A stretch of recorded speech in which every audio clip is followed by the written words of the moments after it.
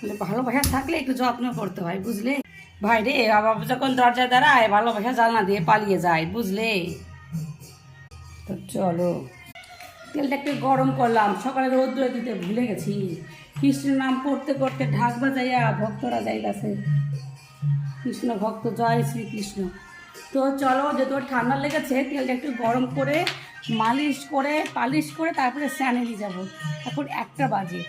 রাত্রিবেলাতেও এটা করেছিলাম, তেল গরম করে সারা গায়ে, কানে, গলায়, মুখে, নাকে সবটা দিয়ে তারপরে ড্রেস চেঞ্জ করে ঘুম পাড়িয়ে দিয়েছি। তো চলো। উফ, বাবা,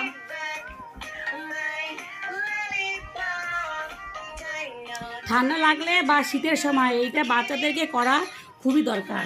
সর্ষের তেল গায়ে মাখিয়ে স্নান করতে নিয়ে যাওয়া। বুঝেছো?